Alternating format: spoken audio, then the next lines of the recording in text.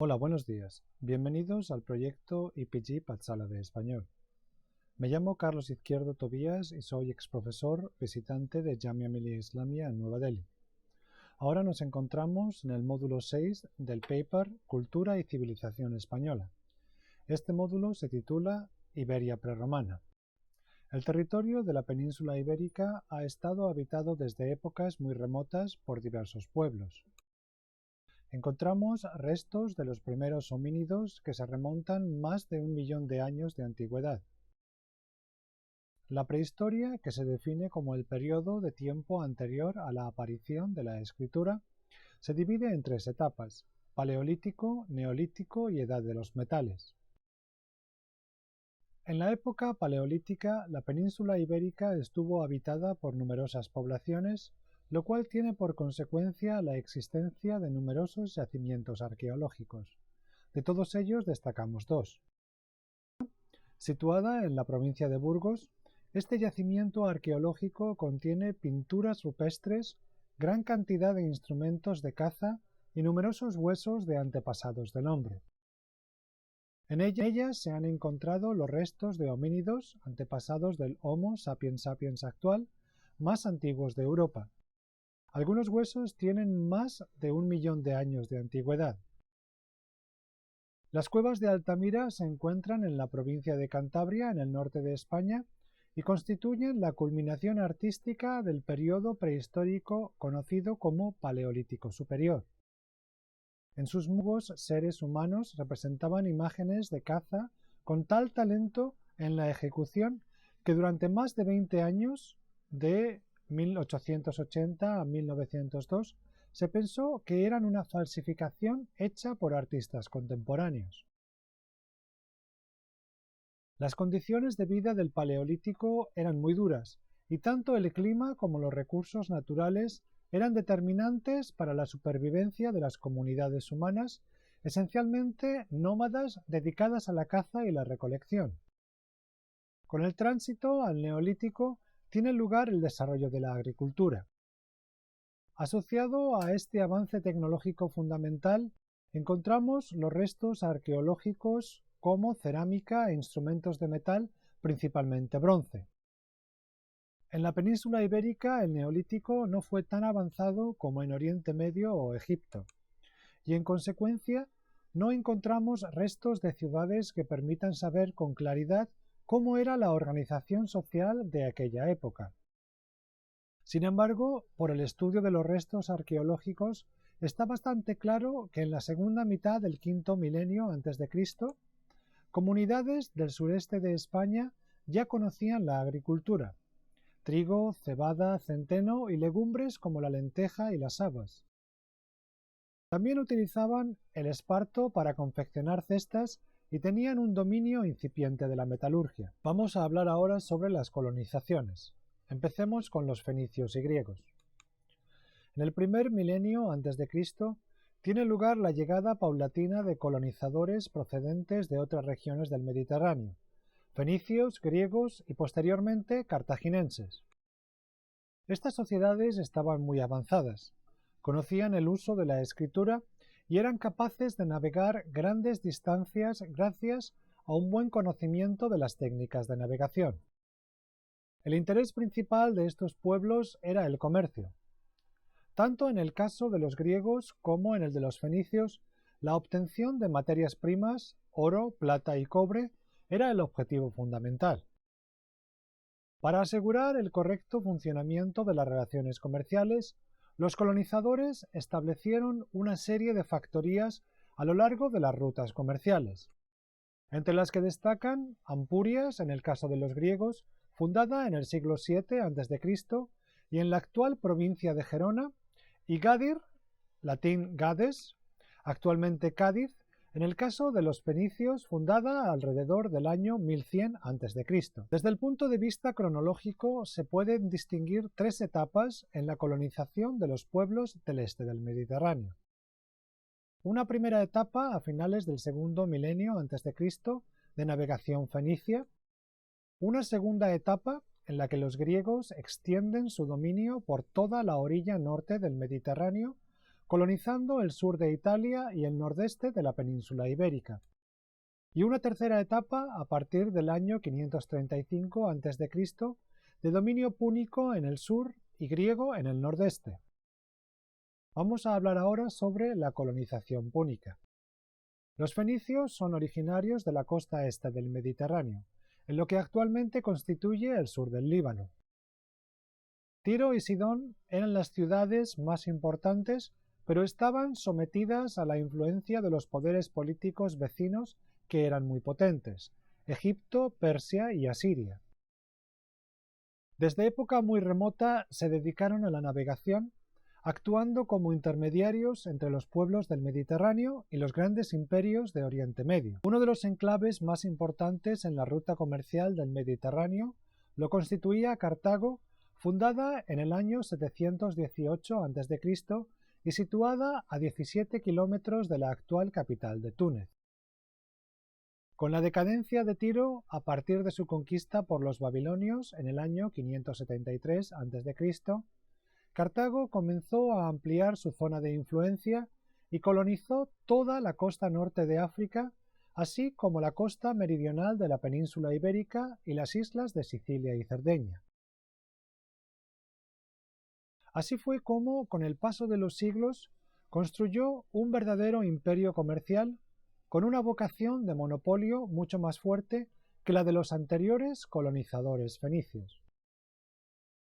Esto tuvo como consecuencia una intensa rivalidad con los griegos, pero hacia mediados del siglo IV a.C., la posición de Cartago en la península ibérica se convierte en dominante, especialmente en la zona sur. La colonización púnica, a diferencia de la griega, no era exclusivamente comercial, sino que estableció núcleos de población bastante densos.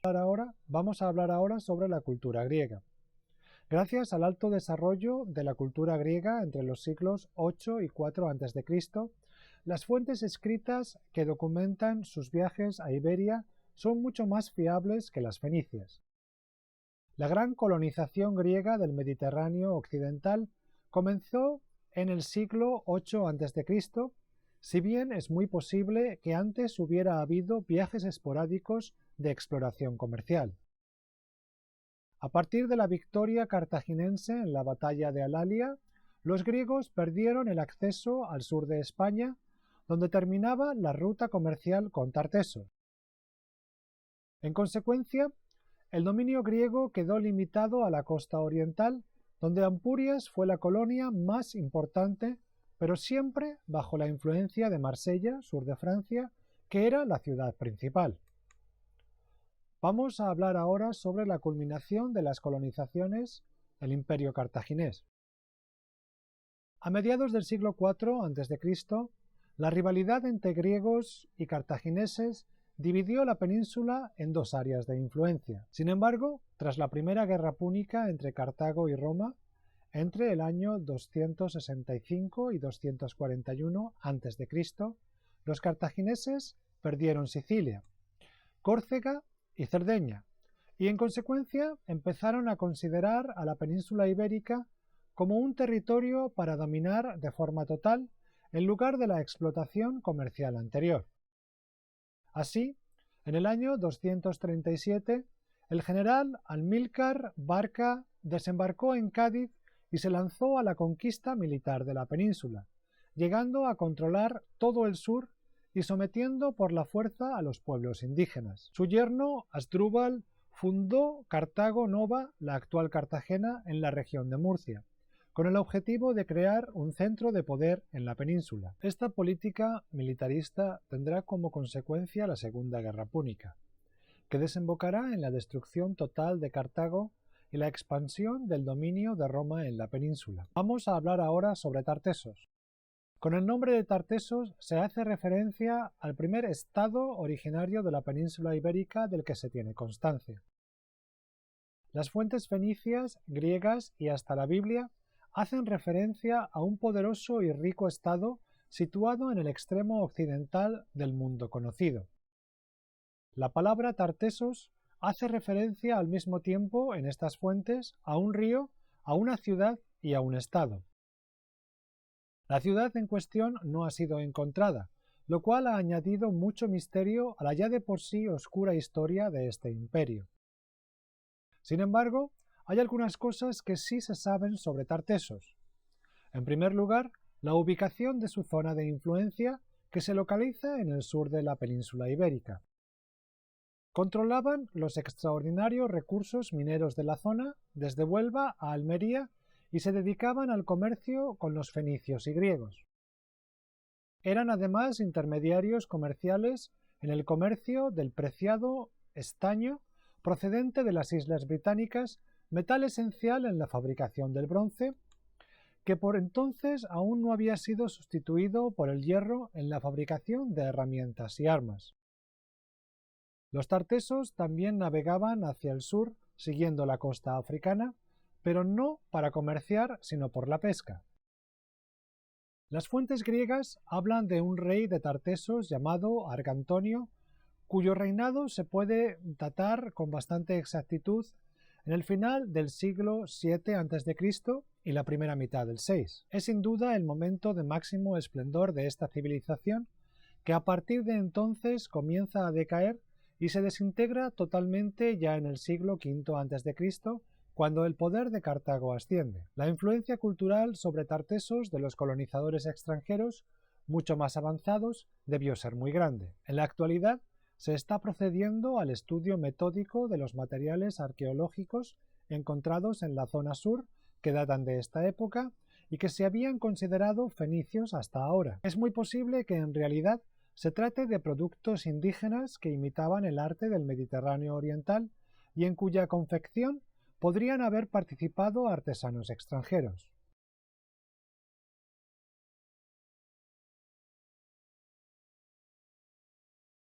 Vamos a hablar ahora sobre las consecuencias de las colonizaciones. Los efectos de la colonización de los pueblos del Mediterráneo oriental afectó sobre todo a las regiones sureñas y orientales de la península, que se vieron culturalmente muy influenciadas por fenicios y griegos. La aparición del alfabeto y la moneda, las mejoras en la agricultura y en la alfarería, así como la explotación masiva de las minas, en gran medida gracias al trabajo de esclavos, no puede entenderse sin la influencia de estos pueblos que ya estaban en un grado de civilización muy avanzado. En la zona central y norte de la península, sin embargo, la influencia de estos pueblos apenas se dejó sentir. Fueron zonas dominadas por los pueblos celtas de origen indoeuropeo hasta la conquista definitiva por parte de Roma en el siglo II a.C. Vamos a hablar ahora sobre los pueblos prerromanos íberos y celtas. Bajo los términos íberos y celtas se agrupa un gran número de pueblos que vivieron en la península ibérica en el primer milenio a.C.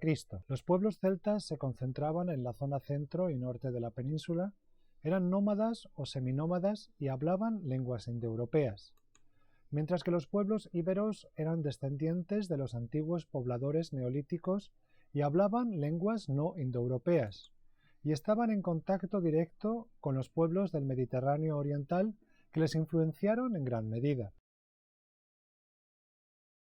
Es importante señalar que la península ibérica en aquellos momentos carecía de cualquier tipo de unidad, fuera política o cultural. Las diferencias entre las regiones eran enormes tanto en el plano económico como social. Fue la conquista romana la que unificó este territorio bajo un marco administrativo común, que sin embargo conservó muchas de las formas de organización procedentes de esta época, prolongando las diferencias entre las regiones durante muchos siglos. En este sentido, las consecuencias de las invasiones de pueblos indoeuropeos, celtas en su mayoría, fueron decisivas. Vamos a hablar ahora sobre los pueblos celtas. Entre el siglo IX y el siglo VIII a.C. comenzaron a llegar pueblos indoeuropeos a la península en busca de tierras en las que practicar su estilo de vida seminómada basado en la ganadería. A partir del siglo VI a.C. ya se encuentran completamente asentados en la zona central y norte de la península, mezclados con poblaciones indígenas preexistentes. Los celtas eran un conglomerado de pueblos bastante distintos entre sí, No obstante, podemos identificar algunos rasgos comunes. Conocimiento de agricultura de secano, dominio de la ganadería, que era la fuente principal de recursos, conocimientos de metalurgia avanzada, lo que marca el comienzo de la Edad de Hierro. Esta es sin duda una de las mayores aportaciones de estos pueblos al desarrollo de la península ibérica. Eran una cultura guerrera y prueba de ello es que muchos de los restos que se han encontrado son de armas o ajuares de guerra. Socialmente estaban organizados en clanes. Los clanes eran lazos de filiación sanguínea que relacionaban a los miembros de la comunidad entre sí. Las decisiones se tomaban en asambleas. Sus asentamientos no eran grandes ciudades, aunque hacia el final de este periodo encontramos ciudades fortificadas como Numancia. La propiedad de la tierra era comunal y todos los miembros participaban en las tareas agrícolas. La cosecha era almacenada en un edificio común, generalmente muy grande, y cada persona podía coger de él para satisfacer sus necesidades. Los celtas, y especialmente los pueblos del norte de la península, cántabros, vascones, astures, resistieron fieramente la romanización. En el caso de estos últimos, eran sociedades aún muy primitivas, con escasos conocimientos de agricultura y dedicados a una economía de subsistencia. Los pueblos celtas carecían de moneda y de escritura, por lo que la información que tenemos sobre ellos procede de las fuentes romanas y de los restos arqueológicos que se han encontrado. Vamos a hablar ahora sobre los pueblos íberos.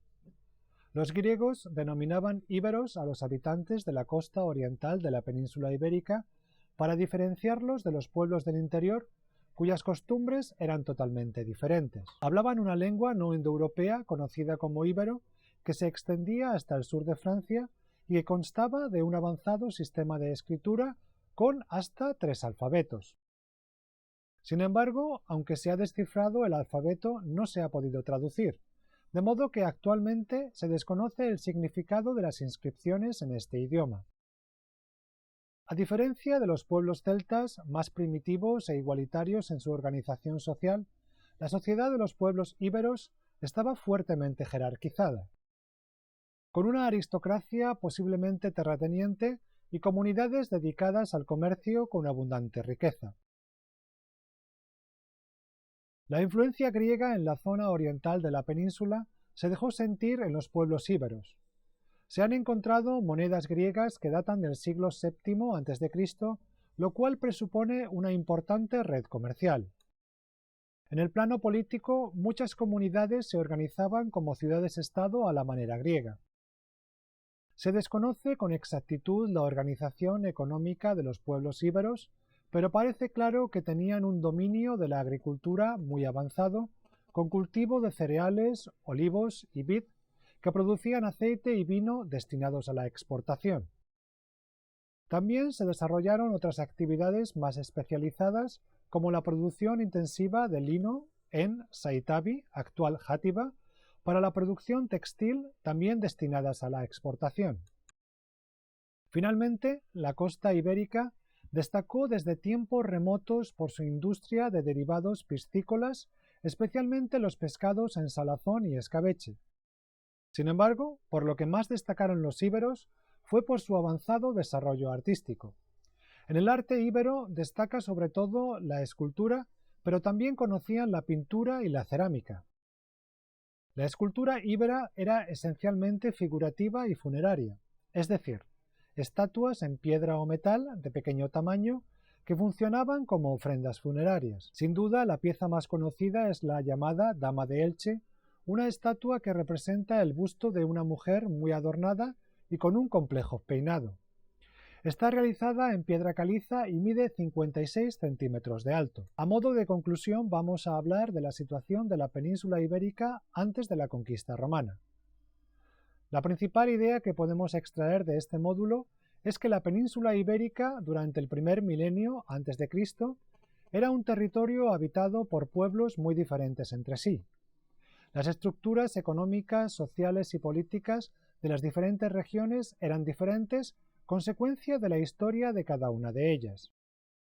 Así, en el sur y en el este, se había desarrollado una forma de vida ciudadana bastante similar a la de los romanos, con ciudades-estado bastante estratificadas y dotadas de instituciones. Si bien es cierto que algunos pueblos se organizaban en torno a una monarquía y otros en forma de república, esta diferencia no fue demasiado importante en relación con la conquista romana. Podemos decir, por tanto, que estos territorios fueron fácilmente asimilados por los romanos una vez completada la conquista militar. Sin embargo, en la zona central de la península nos encontramos con grandes confederaciones de carácter tribal formadas por pueblos de origen indoeuropeo con una tendencia guerrera muy marcada. La desintegración de la sociedad tribal comenzó antes de la conquista romana, seguramente hacia la segunda mitad del primer milenio a.C., pues se han encontrado evidencias de la existencia de una aristocracia que ya tenía un cierto grado de desarrollo urbano. Finalmente, en el norte de la península vivían pueblos en un estado muy primitivo de desarrollo, dedicados en gran parte al pastoreo y la recolección. En estas zonas no había asentamientos urbanos de ningún tipo y las poblaciones resistían los esfuerzos asimiladores de las potencias extranjeras con gran violencia. Por esta razón, el norte de la península quedó bastante al margen del proceso de romanización que veremos en el siguiente módulo. Y termina aquí el módulo dedicado a la Iberia prerromana. Muchas gracias.